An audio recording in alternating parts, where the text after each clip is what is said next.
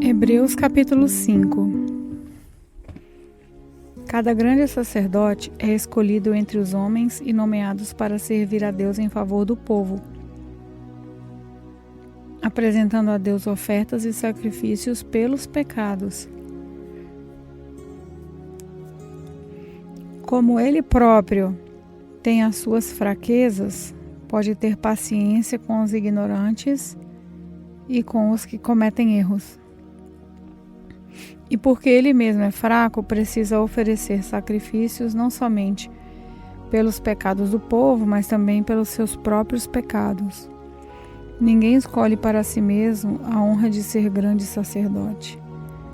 É somente pela vontade de Deus que um homem é chamado para ser grande sacerdote, como aconteceu com Arão. Assim também Cristo não tomou para si mesmo a honra de ser grande sacerdote. Foi Deus quem lhe deu essa honra, pois lhe disse: "Você é o meu filho, hoje eu me tornei o seu pai." Em outro lugar, as Escrituras Sagradas, ele também disse: "Você será sacerdote para sempre, na ordem do sacerdócio de Melquisedeque." Durante a sua vida aqui na terra, Cristo, em voz alta e com lágrimas, fez orações e súplicas a Deus, que o podia salvar da morte, e as suas orações foram atendidas porque ele era dedicado a Deus. Embora fosse o Filho de Deus, ele aprendeu por meio dos seus sofrimentos a ser obediente. E depois de ser aperfeiçoado, ele se tornou a fonte da salvação eterna para todos os que lhe obedecem. E Deus o nomeou grande sacerdote, na ordem do sacerdócio de Melquisedeque. Temos muito o que dizer a respeito desse assunto, mas por que vocês custam a entender as coisas? É difícil explicá-las. Depois de tanto tempo, vocês já deviam ser mestres, mas ainda precisam de alguém que lhes ensine as primeiras lições dos ensinamentos de Deus. Em vez de alimento sólido, vocês ainda precisam de leite. E quem precisa de leite ainda é criança e não tem nenhuma experiência para saber o que está certo ou errado. Porém, a comida dos adultos é sólida, pois eles, pela prática, sabem a diferença entre o que é bom e o que é mau. Hebreus capítulo 6. Assim, vamos em frente a fim de chegarmos ao ensinamento de adultos, deixando para trás as primeiras lições da mensagem de Cristo. Nós não vamos colocar de novo as bases dessa mensagem, isso é, a necessidade de abandonar uma vida inútil e de crer em Deus.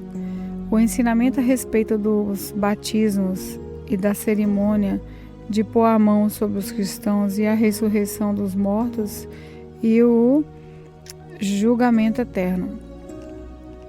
Vamos em frente. E, se Deus quiser, é isso que faremos. Como é que as pessoas que abandonaram a fé podem se arrepender de novo? Elas já estavam na luz de Deus. Já haviam experimentado o dom do céu e recebido a sua parte do Espírito Santo.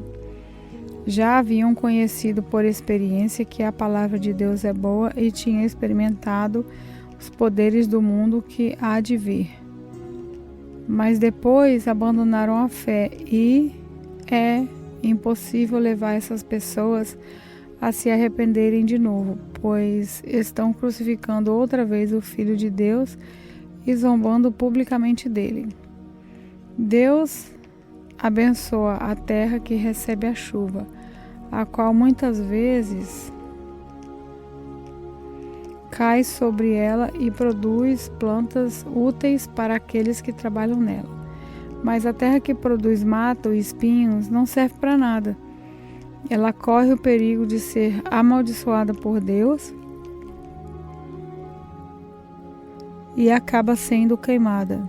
Porém, ainda que falemos dessa maneira, Meus queridos irmãos, estamos certos de que vocês têm as melhores bênçãos que vêm da salvação. Deus não é injusto.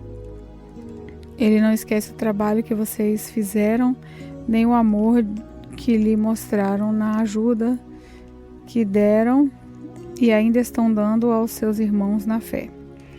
O nosso profundo desejo é que cada um de vocês continue com entusiasmo até o fim, para que, de fato, recebam o que esperam. Não queremos que se tornem preguiçosos, mas que sejam como os que creem e têm paciência, para que assim recebam o que Deus prometeu. Deus fez a promessa a Abraão e jurou cumpri-la. E, como não havia ninguém maior do que ele mesmo, Deus jurou pelo seu próprio nome. Ele disse a Abraão: eu prometo que abençoarei você ricamente e lhe darei muitos descendentes. Abraão teve paciência e por isso recebeu o que Deus havia prometido. Quando alguém jura, usa o nome de uma pessoa que é maior do que ele, e o juramento acaba com qualquer discussão. Deus quis deixar bem claro aos que iam receber o que havia prometido que jamais mudaria a sua decisão. Por isso, junto com a promessa, fez o juramento. Portanto, há duas coisas que não podem ser mudadas. E a respeito delas, Deus não pode mentir. E assim nós que encontramos segurança nele, nos sentimos muito encorajados a nos manter firmes na esperança que nos foi dada. Essa esperança mantém segura e firme a nossa vida. Assim como a âncora mantém seguro o barco, ela passa pela cortina do templo do céu e entra no lugar santíssimo celestial. Foi lá que, para o nosso bem, Jesus entrou antes de nós, e ele se tornou para sempre o grande sacerdote, na ordem do sacerdócio de Melquisedeque. Hebreus capítulo 7. Esse Melquisedeque era rei da cidade de Salém e sacerdote do Rei Altíssimo. Quando Abraão estava voltando da batalha em que matou os reis, Melquisedeque foi ao encontro dele e o abençoou. Abraão lhe deu a 10ª parte de tudo o que havia tomado dos inimigos na batalha. O nome de Melquisedeque quer dizer, primeiramente, Rei da Justiça. E porque ele era rei de Salim, o seu nome também quis dizer Rei da Paz. Não se conhece o pai, nem a mãe, nem qualquer antepassado de Melquisedeque. E também não se sabe nada sobre o seu nascimento e sobre sua morte. Por ser como o Filho de Deus, ele continua sacerdote para sempre. Vejam como Melquisedeque era grande. Abraão, o patriarca, lhe deu a 10ª parte de tudo o que havia tomado dos inimigos da batalha. Conforme a lei de Moisés, os sacerdotes que são descendentes de Levi têm a obrigação de receber do povo a 10ª parte de tudo. Eles recebem dos seus próprios patrícios, embora estes também sejam descendentes de Abraão. Melquisedeque não era descendente de Levi, mas recebeu a 10ª parte daquilo que Abraão havia tomado na batalha e o abençoou. Sim, abençoou o próprio Abraão, que havia recebido as promessas de Deus. Não há dúvida de que aquele que abençoa é mais importante do que aquele que é abençoado. No caso dos sacerdotes, a 10ª parte é recebida por homens que um dia vão morrer. Mas no caso de Melquisedeque, como dizem as Escrituras Sagradas, a 10ª parte foi recebida por alguém que continua vivo. Portanto, quando Abraão pegou a 10ª parte, Levi, cujos descendentes recebem a 10ª parte, também pagou. Pois Levi não tinha nascido e, por assim dizer, ainda estava no corpo do seu antepassado Abraão, quando este se encontrou com Melquisedeque. A lei do povo de Israel recebeu-se baseada no sacerdote dos levitas. Ora, se o trabalho dos sacerdotes levitas tivesse sido perfeito, não havia necessidade de aparecer outro tipo de sacerdote, da ordem do sacerdócio de Melquisedeque, e não da ordem de Arão. Pois, quando se muda o sacerdócio, a lei também precisa ser mudada. E o nosso Senhor Jesus, a respeito de quem são ditas essas coisas, pertencia a outra tribo, e nenhum membro dessa tribo jamais serviu como sacerdote. É sabido que, por nascimento, Jesus, o nosso Senhor, pertencia à tribo de Judá. E Moisés não disse nada dessa tribo quando falou a respeito dos sacerdotes. E tudo isso se torna bem claro, pois surgiu um sacerdote diferente, parecido com Melquisedeque. Ele não foi feito sacerdote pela lei ou regras humanas, porém se tornou sacerdote por meio do poder de uma vida que não tem fim. Porque as Escrituras Sagradas dizem: você será sacerdote para sempre, na ordem do sacerdote Melquisedeque. Assim, a regra antiga foi anulada porque era fraca e inútil, pois a lei não podia aperfeiçoar nada. Mas agora Deus nos deu uma esperança melhor, por meio da qual chegamos perto dele. Além disso, há o juramento de Deus.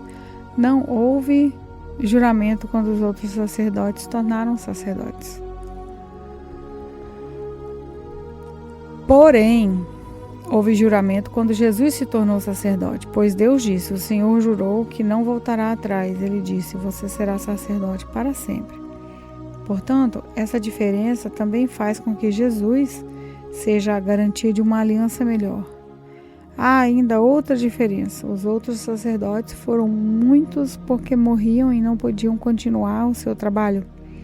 Mas Jesus vive para sempre e o seu sacerdócio não passa para ninguém. E por isso ele pode, hoje e sempre, salvar as pessoas que vão a Deus por meio dele, porque Jesus vive para sempre, a fim de pedir a Deus em favor delas. Por isso Jesus é o grande sacerdote de quem necessitamos. Ele é o perfeito e não tem nenhum pecado ou falha. Ele foi separado por pecadores e levados acima dos céus. Ele não é como os outros grandes sacerdotes. Não precisa oferecer sacrifícios todos os dias, primeiro pelos seus próprios pecados e depois pelos pecados do povo. Ele ofereceu um sacrifício uma vez por todas, quando se ofereceu a si mesmo. A lei de Moisés escolheu homens que são imperfeitos para serem grandes sacerdotes, mas pelas promessas feitas com o juramento, a qual veio depois da lei de Moisés, Deus escolhe o Filho que se tornou perfeito para sempre.